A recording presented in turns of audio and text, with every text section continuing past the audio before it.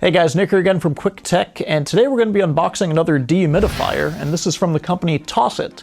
Now, as we're all spending a bit more time than usual at home, a dehumidifier is a pretty good investment to increase the overall comfort of your household, especially if you're looking to install it in a basement or a garage or similar space.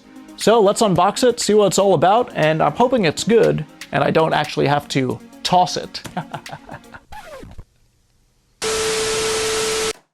So the unboxing starts by snipping the protective plastic carrying tape, and after that the box just lifts straight off the unit.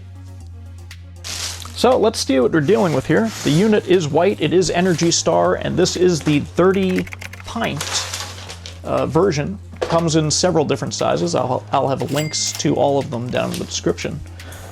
And overall, a pretty non-threatening piece of equipment.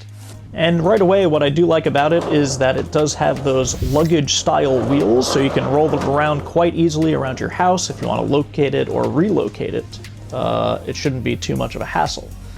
The unit overall is pretty light, and up top you do have your basic control buttons, nothing too out of the ordinary. We'll get a closer look once we plug the unit in. And on the back here, you do have your plug, so let's get the tape off. And that's going to expose your power cable. It actually has a place for safe storage. You can actually keep it here and keep it plugged in there when not in use. I really like that. Now, as is the case with other higher-end dehumidifiers, this does have a continuous drain option, so you can attach a garden hose or something of that nature to this hole here and have it continuously drain into either a condensation pump or into a pit or a drain. This way you're not running up and down the stairs, emptying the bucket every few hours. So enough rambling on, let's move it into position where we actually want to keep the unit. For me, that's going to be near my sump pit, which is right over here.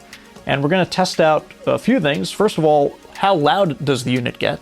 And number two, how long does it take until the catch basin fills? So let's do it.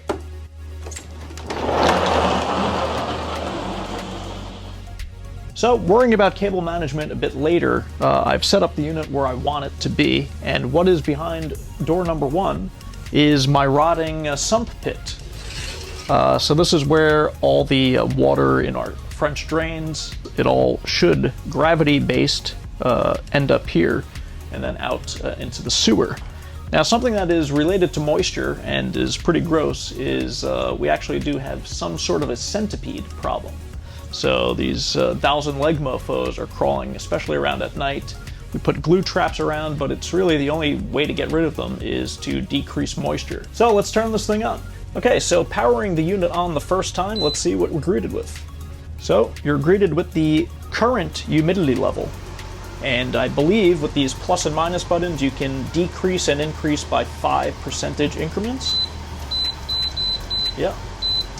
So I think it goes all the way down to 35%, and then you also have a non-stop option, so this thing will run until, I mean, you're bone dry and you're withering away if you want to do something like that. Then you have some options for the fan speed. Then you also have your timer options, so if you just want this to run 2 hours, maybe you're not going to be in the basement after that.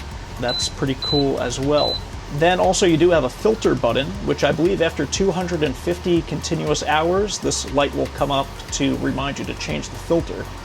Now, to access the filter, you have to first remove the drain bucket, and the filter has a plastic white tab near the bottom of the air intake grill. Just pull that downward and you have access to the filter. Simply give it a scrub, give it a rinse, and you're good to go. Now, one cool thing I'll quickly mention is that this dehumidifier has a see-through panel here on the catch basin, so you can see the water level at all times. My unit has been running for about 2 hours, and so far the water level is not even visible. So the unit is working, it is sucking moisture out of the air, but it's not filling as quickly as one might expect a 30-pint dehumidifier to do. Now, your use case may vary. You may find that for the first few days, you're actually running up and down the stairs, removing the catch basin and pouring it down the drain. But over time, as the humidity level starts to drop, the unit really doesn't need to work as hard as it does the first few days. In terms of sound, this thing is actually not that bad on high. When you really get to the whisper quiet mode, that's on low.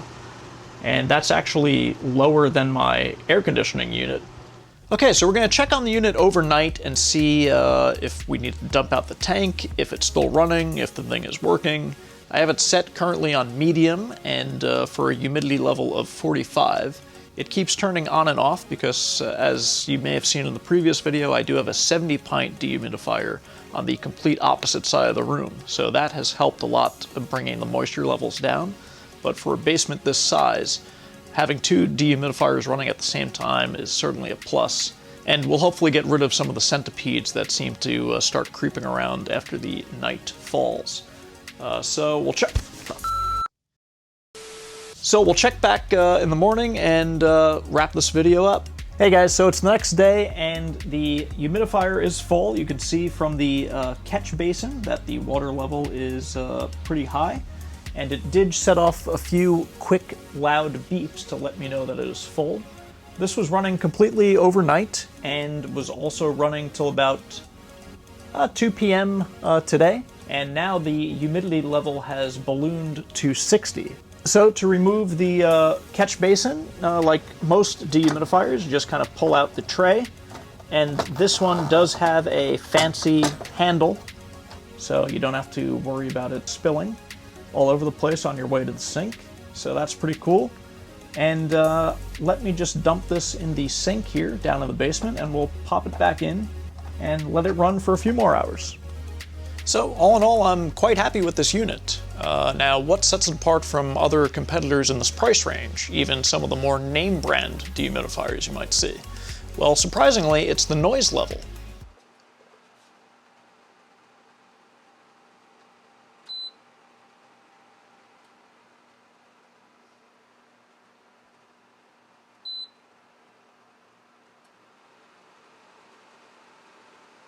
Compared to the Insignia model I reviewed earlier in the channel, and even with an old Whirlpool model I have, this thing is the quietest I've owned when on the low fan setting.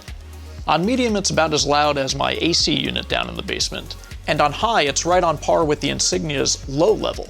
To put it into decibels, it's 48 at its lowest and only goes up to 52 at its highest, which means it won't be too much of a bother if it's running in the background while you're trying to get some work done. Everything else for this price point of $179 is as you'd expect. A gravity drain to hook up to a garden hose, an LED screen with touchscreen buttons up top, a removable and washable filter, timer settings, and of course an Energy Star rating. For a bit more cash, you can order one with a built-in internal pump, so you don't need to buy an external one to drain into. But from what I've read about more expensive models from name brands such as GE, Kenmore, and Honeywell, this is usually the first thing to fail, so I wouldn't even bother. The 30 pint model is a great complement to my 70 pint Insignia on the other side of the room, and it may be placebo effect, but I have not seen one centipede in the past 3 days, so I'm not sure if it's due to the humidity level being constant at 45% on both sides of the room, or if they're just getting better at hiding. Only time will tell, but so far I'm quite pleased. So that about does it for me. Of course, product link will be down below in the description. Drop a like for the quarantine hair and beard, and we'll see you in the next one. Take care.